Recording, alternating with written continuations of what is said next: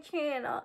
If you're new to my channel, I'm just a girl who likes reading romance, fantasy romance, paranormal romance, any kind of genre of romance in general. And I also happen to have cerebral palsy, and it would mean the world to me if you would subscribe to my channel. Happy Wednesday. I post new videos every Monday, Wednesday, and Friday. And today's video is going to be my August end of the month wrap up. I'm going to talk about all the books that I read in the second half of August. If you're curious to know what I read in the first half of August, I'll leave my mid-month wrap up down below in the description. For the second half of August, I read 13 books. A Bargain So Bloody. It's a vampire romance, and we're following this woman who was sent to prison unfairly, and it's almost her time to finally get out of this prison. But then she heard the prison guard say that she's not going to get out anytime soon. So she makes a deal with one of the prisoners in the prison, a vampire. So they go about escaping the prison, but the vampire is not going to let the heroine escape so easily. Give it 4 stars. Playing Dirty by C.E. Ricci. Stepbrother romance. We're following Theo and Madden. Parents married each other, and Theo and Madden do not get along because Theo's dad cheated on his mother with Manix's Madden's mom. And they are baseball players, but they play baseball for different teams, so they are rivals. Madden and Theo are forced to spend time together. They bond over baseball, and Theo realizes he shouldn't blame his father's actions and his parents' actions on Madden. And this book was very sweet. I gave it 4 stars. Love the Range by Lauren Asher. And this is about the hero running for mayor of this small town, and the town's like sweetheart, the florist in town, and secretly they've been messaging each other on this app, but they didn't know they were messaging each other until one night they decided to meet up with each other at a bar, and they realized the person they've been messaging is actually the least likely person they thought they would message. And so after that night, they ghost each other. The hero really wants to win this election for reasons, and he needs to win over the townspeople. So his secretary suggests, why not fake date the heroine? Because if you fake date the heroine, the people will eventually warm up to you because the heroine's so beloved. So the heroine agrees to this fake dating situation because the heroine also has her reasons for wanting the current mayor to lose, because the current mayor wants to tear down her flower shop. So while this fake dating arrangement is going on, and while they're trying to make the hero more likable to the townspeople, their relationship grows. Gave it 5 stars. Sweep of the Heart,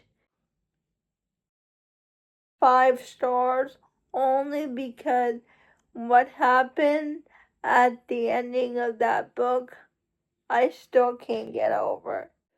Thorns and Fire.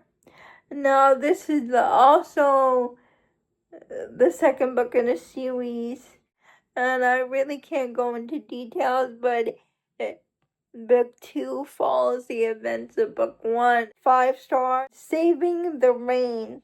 Another stepbrother romance. Cowboy bull riders. And we're following Casey. Someone from Casey's past shows up. Rain, his stepbrother. Their parents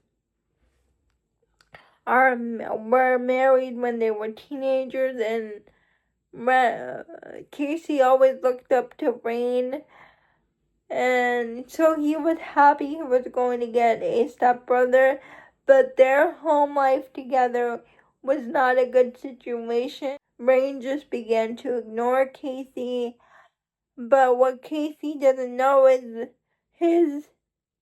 his father likes to be very physically abusive to the people in his surroundings, so he let his father take his physicality out on himself, Rain, instead of Casey and his mother.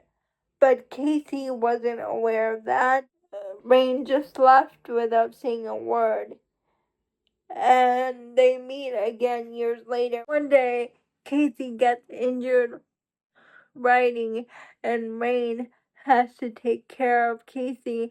And while he's taking care of him, the old feelings of resentment, old feelings of things left unsaid comes back. Also starts morphing into curiosity and physical attraction.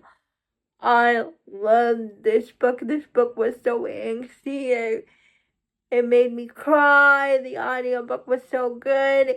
It was narrated by Teddy Hamilton and Dane Anderson. 5 star. Pucking Strong. We're following Teddy and Henrik.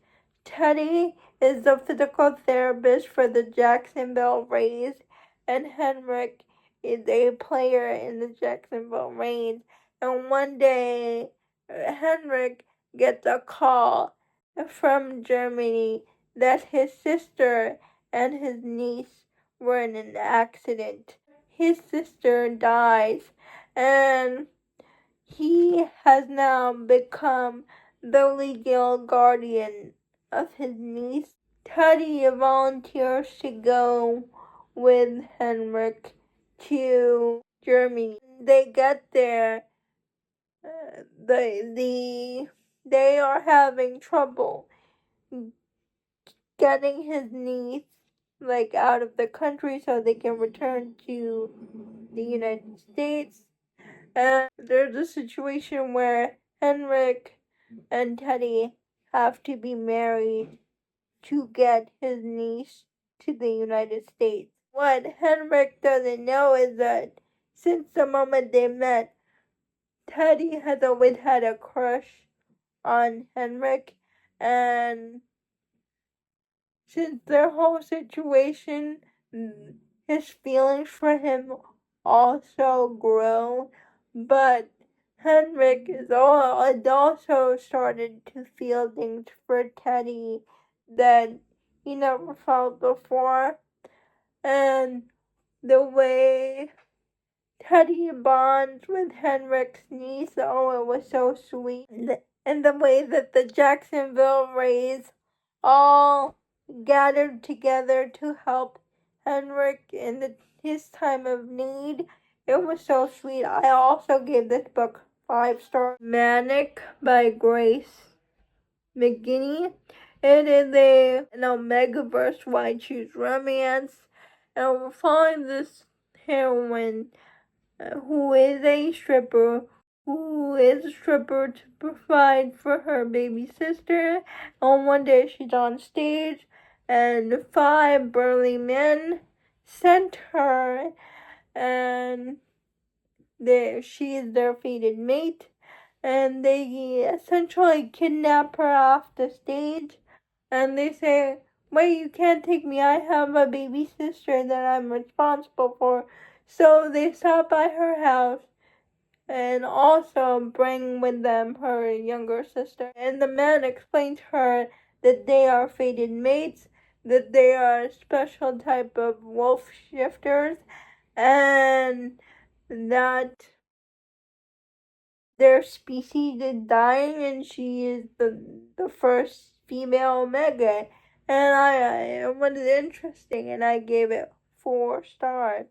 My favorite Lost Cause by Elizabeth O'Rourke, and we're following Charlie and Marin are step siblings who didn't grow up together, who met when they were in college age, and Charlie got a house by his mother because his mother died and left her house to him.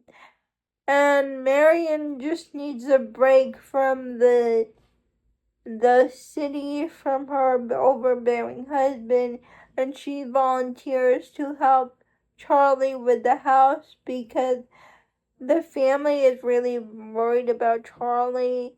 He hasn't been around the family, and they know the only person that can get through to Charlie is Marion. And then they grow closer with each other while trying to fix up the house. And Charlie has always had feelings for Marion, but Marion was never available. Marion divorces her husband because of something he did, and continues to live with Charlie in this house while fixing it up. And eventually they can't deny their growing feelings for each other, and they act on those feelings. And this book was so good. The audiobook is duet narration style with Jason Clark.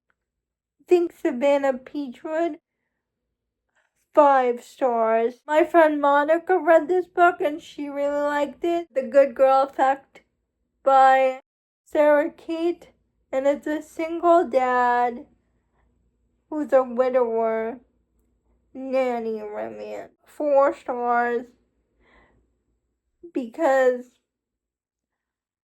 I didn't think the daughter spent enough time with her father. All throughout the story, all her scenes were mostly with the nanny, and I just wanted her to spend time with the father. And because of the way they met, I could tell what the 3rd act breakup was going to be. So that's why I gave it 4 stars. But I highly recommend the audiobook. It's told in full cast narration, with Jason Clark and Meg Sylvan as Jack and Camila. I really love how they portrayed the emotional beats of the story through the audiobook, the healing journey that they all went through in this book, because Jack is dealing with heavy grief over the loss of his wife. That's why he can't really be there for his daughter, but I don't know. I don't think that excuses his behavior towards his daughter when his daughter didn't do anything wrong.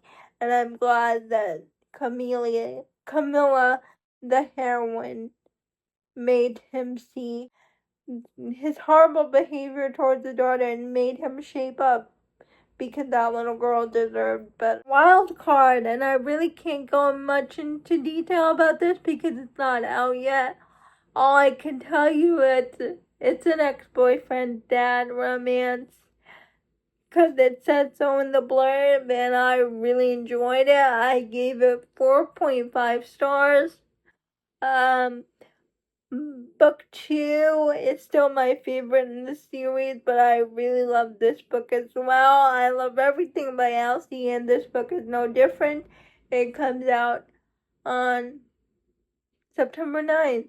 The Vampire King awakens, and we're following Julian and Christian.